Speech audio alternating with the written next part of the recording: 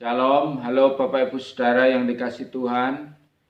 Hari ini atau minggu ini kita akan beribadah di rumah kita masing-masing sesuai dengan anjuran pemerintah dalam rangka untuk mencegah mengatasi penyebaran wabah Corona COVID-19 ini. Maka kita sebagai warga negara yang baik, kita mendukung upaya-upaya pemerintah sehingga dengan demikian juga kita tidak beribadah bersama-sama di gereja kita, tetapi kita berada di rumah kita masing-masing. Dan Bapak Ibu yang sudah siap, kita bersama-sama akan mendengarkan firman Tuhan. Dan sebelum firman Tuhan akan disampaikan, kita berdoa bersama-sama.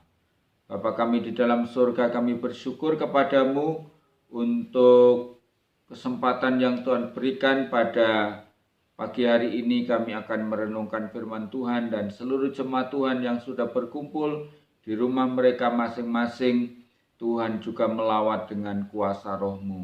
Terima kasih Bapa, kami sambut dan kami terima dengan segenap hati kami kebenaran firman Tuhan yang akan disampaikan oleh hamba-Mu di dalam nama Tuhan Yesus Kristus. Amin. Puji Tuhan, firman Tuhan pada pagi hari ini kita akan membuka di dalam surat Roma pasal 8 ayat yang ke-28 yang saya berikan tema Allah turut bekerja di dalam segala perkara. Surat Roma 8 ayat 28 berbunyi demikian. Kita tahu sekarang bahwa Allah turut bekerja dalam segala sesuatu untuk mendatangkan kebaikan bagi mereka yang mengasihi Dia, yaitu bagi mereka yang terpanggil sesuai dengan rencana Allah. Jemaat Tuhan yang dikasihi oleh Tuhan, pada pagi hari ini kita bersama-sama diperhadapkan kepada situasi yang sedang sulit. Pemerintah kita Indonesia sudah menetapkan bahwa Indonesia atau negara kita memasuki masa darurat bencana nasional sampai nanti tanggal 29 Mei 2020. Akibat dari penetapan masa bencana darurat nasional ini, maka sekolah-sekolah diliburkan, kampus-kampus diliburkan, bahkan pemerintah juga menghimbau supaya para pekerja, para pegawai, mereka bisa bekerja dari rumah masing-masing. Bahkan juga kita sebagai umat beragama, kita dihimbau supaya kita juga beribadah di rumah kita masing-masing. Semuanya itu sebagai langkah antisipasi untuk menghindari atau mencegah meluasnya virus corona ini, di mana kita diimbau juga untuk menjaga jarak satu dengan yang lain, yang beberapa waktu lalu dinamakan social distancing, dan hari ini pemerintah mengubahnya menjadi physical distancing atau menjaga jarak secara fisik, sebab virus ini dapat berkembang atau menularkan kepada orang lain ketika orang itu berjarak sangat dekat, berjabat tangan, dan sebagainya. Di dalam masa-masa yang demikian ini memang mendapat banyak tanggapan dari berbagai pihak. Bahkan sebagian mungkin masyarakat yang menganggap bahaya sekarang atau keadaan sekarang ini ditanggapi dengan biasa-biasa saja. Sebagian yang lain mereka begitu khawatir, sebagian yang lain juga tidak tahu apa yang harus diperbuatnya. Biarlah firman Tuhan pagi ini menuntun kita kepada satu kebenaran yang Allah sedang tunjukkan kepada kita, bahwa Allah turut bekerja dalam segala sesuatu. Bagaimana kita sebagai orang percaya untuk mensikapinya, menghadapi situasi yang sedang sulit ini. Firman Tuhan kiranya dapat menuntun kita, sebab dari ayat ini kita dapat melihat ada 3 kebenaran yang kita akan gumulkan bersama-sama. Yang pertama, poin kita tahu sekarang. Yang kedua, Allah turut bekerja dalam segala sesuatu. Dan yang ketiga, untuk mendatangkan kebaikan bagi mereka yang mengasihi Dia, yang terpanggil sesuai dengan rencana Allah. Mari kita melihat satu persatu mengenai 3 poin ini. Yang pertama, apakah artinya kita tahu sekarang, sebagaimana yang ditulis oleh Rasul Paulus? Hal ini menyiratkan kepada kita bahwa supaya kita sebagai orang percaya jangan bersikap masa bodoh, jangan bersikap mengabaikan atau tidak peduli dengan keadaan yang sedang kita hadapi. Kita tahu sekarang apa yang sedang terjadi, kita harus tahu, kita perlu mencari tahu, ya, supaya kita tidak seperti kata dalam tempurung. Kita harus melihat sekeliling kita, apa yang sedang terjadi dan kesempatan apa yang kita bisa pergunakan dalam saat seperti ini.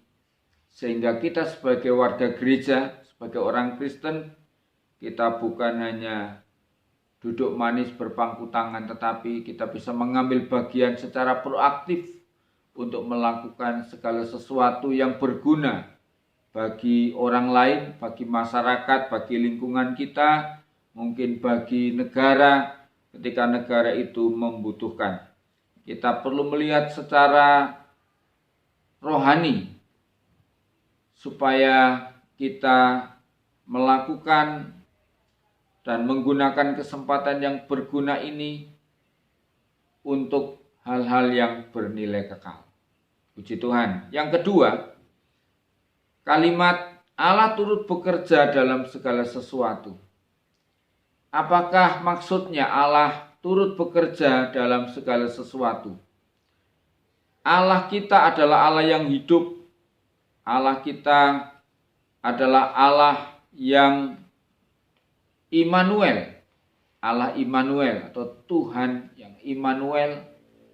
Sebagaimana tertulis dalam Matius 1 ayat 23, namakan Dia Immanuel, yang artinya Allah beserta dengan kita. Sejak awal kedatangan Tuhan Yesus ke dunia ini, Dia dinamakan Immanuel karena Tuhan datang ke dunia ini untuk bersama-sama dengan manusia, untuk tinggal bersama-sama dengan manusia. Allah yang kita percayai di dalam Yesus Kristus bukan Allah yang jauh, bukan Allah yang terlalu tinggi untuk dijangkau. Dia Allah yang dekat. Dia Allah yang mau bersama-sama dengan manusia, Allah yang bekerja, Allah yang aktif, ya, untuk manusia. Lalu mungkin timbul pertanyaan di dalam benak atau pikiran kita. Kalau Allah itu ada bersama dengan kita, kalau Allah itu turut bekerja, mengapa sepertinya Allah itu membiarkan adanya musibah yang sedang melanda manusia, virus corona yang begitu mematikan? Di manakah Tuhan? Di manakah Allah yang turut bekerja, yang ada bersama-sama dengan kita? Maka kita harus tetap percaya dan yakin sepenuhnya Allah kita adalah Allah yang peduli, Allah yang mengerti. Sebagaimana pujian yang sering kita nyanyikan, Allah mengerti, Allah peduli segala yang sedang menjadi pergumulan manusia. Tuhan tetap berdaulat atas segala ciptaannya. Tuhan mengendalikan segala situasi dan keadaan. Tuhan tidak cuci tangan. Tuhan tidak berdiam diri. Allah turut bekerja dalam segala situasi yang sedang kita hadapi.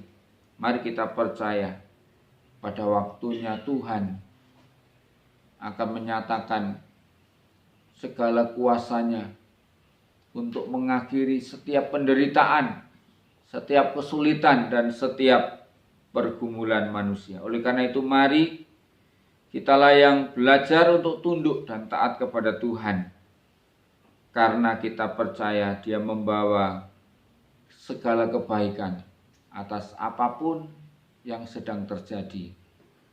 Ini kita masuk kepada poin yang ketiga, untuk mendatangkan kebaikan bagi mereka yang mengasihi Dia, yang terpanggil sesuai dengan rencana Allah.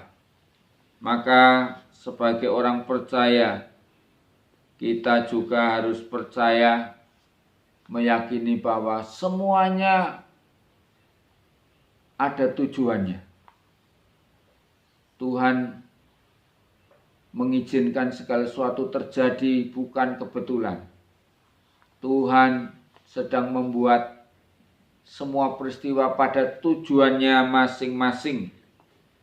Tujuannya apa? Untuk mendatangkan kebaikan. Untuk mendatangkan kebaikan bagi manusia. Sebab rancangan Allah bukanlah rancangan kecelakaan, tapi rancangan damai sejahtera. Ingat, ketika Tuhan menciptakan langit dan bumi, dalam Kejadian 1 dan 2, Tuhan berkata, apa yang diciptakan Allah itu semuanya baik dan sungguh amat baik. Nah, Bapak Ibu Saudara yang dikasihi dalam Tuhan, kita perlu melihat kebaikan apa yang Tuhan sedang ajarkan kepada kita sehubungan dengan wabah virus corona yang sedang melanda dunia ini, dan tak terkecuali juga melanda negara kita, Indonesia, bahkan melanda Blitar Raya. Kita akan melihat kebaikan-kebaikan yang Tuhan ajarkan, yang Tuhan celekkan kepada kita untuk kita melihat kebenaran itu atau kebaikan itu bagi kita. Yang pertama, begitu wabah virus corona ini terjadi, maka pemerintah menghimbau supaya warganya atau masyarakatnya untuk bekerja dari rumah, belajar di rumah, dan beribadah di rumah. Semuanya berbicara tentang harus kembali ke rumah. Harus banyak di rumah, aktivitas yang kita lakukan. Apakah kita tidak sadar bahwa sesungguhnya rumah atau keluarga itulah yang Tuhan sudah berikan kepada kita supaya kita benar-benar memperhatikan seisi rumah tangga kita masing-masing. Maka ketika kita dihimbau untuk kembali ke rumah, inilah kebaikan yang kita harus lihat. Kebaikan yang bagaimana? Supaya kita memperhatikan rumah tangga kita, memperhatikan keluarga kita, supaya kita tidak lagi sering keluar rumah, sebab ternyata ketika saat ini kita banyak keluar rumah itu waktu yang sangat berbahaya, kita bisa terkena virus ini. Jadi perhatikanlah keluarga kita, rumah tangga kita, istri, anak-anak, dan orang-orang yang ada di dalam rumah kita masing-masing. Termasuk juga supaya kita untuk sementara kembali beribadah di rumah. Ibadah di rumah ini bukan hal yang asing, sebab Alkitab memberitahukan kepada kita dalam Kisah Rasul pasal 2 ayat 46 dan 47, gereja mula-mula mereka juga memulai ibadah mereka dari rumah. Mereka beribadah dari rumah ke rumah.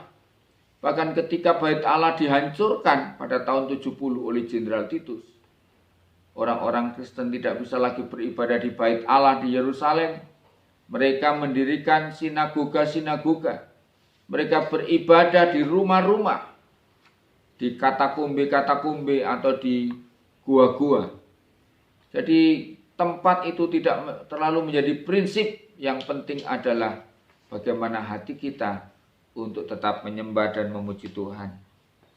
Kita diajar juga dengan peristiwa ini kebaikan yang patut kita perhatikan, yaitu supaya kita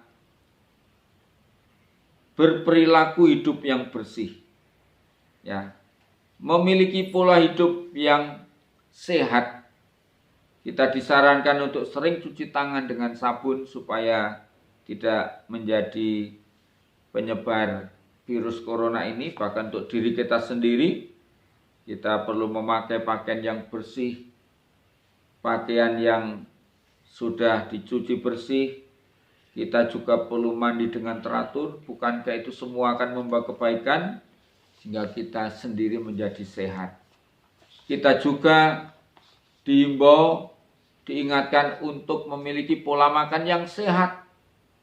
Ya, sebab makan sembarangan atau di tempat-tempat yang kurang bersih itu bisa sangat rawan untuk penularan penyakit virus corona ini. Jadi kita juga harus memperhatikan pola makan kita yang seimbang, yang sehat, dengan berbagai kandungan-kandungan gizi yang dibutuhkan oleh tubuh kita masing-masing.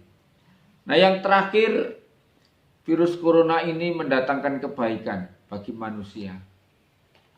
Kebaikan yang keempat adalah mengingatkan kita supaya manusia hidup ini jangan sombong. Jangan merasa bisa mampu atau merasa hebat sendiri. Dengan virus ini kita dicelikkan mata kita bahwa ia bisa menyerang siapa saja, di mana saja, kapan saja, ya. Mulai dari bangsawan, mungkin dari pejabat tinggi. Kita tahu ada salah satu menteri negara kita juga terpapar virus ini. Bahkan berita yang terakhir, ya, salah seorang ratu dari negara Eropa itu juga terpapar oleh virus ini. Dia bisa menyentuh siapa saja, dia bisa mengenai siapa saja, dan Tuhan sedang menunjukkan tidak lagi manusia bisa sombong. Karena dengan penyakit yang tidak kelihatan, manusia bisa sakit, bahkan bisa berakhir kepada kematian. Firman Tuhan berkata, Tuhan itu mengasihani orang-orang yang rendah hati. Tapi Tuhan juga membenci, menentang orang-orang yang sombong, yang congkak. Kita harus belajar untuk menjadi orang yang rendah hati. Jangan jadi orang yang sombong, sebab orang yang sombong akan ditentang oleh Tuhan. Puji Tuhan, dari firman Tuhan pada pagi hari ini, maka kita dapat menyimpulkan bahwa Allah turut bekerja, Tuhan turut bekerja. Allah tidak pernah meninggalkan kita. Tuhan kita Yesus Kristus sangat peduli dengan manusia. Ya. Segala keadaan kita, segala kondisi kita hari ini, Dia peduli, Dia mengerti. Dia tahu perasaan saudara dan saya. Dia tahu apa yang menjadi beban berat kita. Oleh karena itu, marilah kita datang kepada Tuhan. Sebab kita punya Tuhan yang peduli, Tuhan yang mengerti, Tuhan yang turut bekerja, terutama saudara-saudara yang sungguh-sungguh mengasihi Tuhan. Kiranya firman Tuhan ini boleh menjadi berkat bagi kita semua, dan Bapak Ibu Saudara semakin diberkati oleh Tuhan. Kita berdoa. Terima kasih Tuhan buat firman-Mu, kiranya boleh menguatkan hati, menguatkan iman kami, meneguhkan keyakinan kami bahwa Engkau Tuhan Yesus adalah Tuhan yang peduli, Tuhan yang mengerti, Tuhan yang hadir bersama-sama kami dengan roh-Nya pada pagi hari ini. Terima kasih Bapa, kiranya Tuhan memberkati setiap saudara kami yang pagi hari ini sudah beribadah kepada Tuhan. Dalam nama Tuhan Yesus. Haleluya. Amin.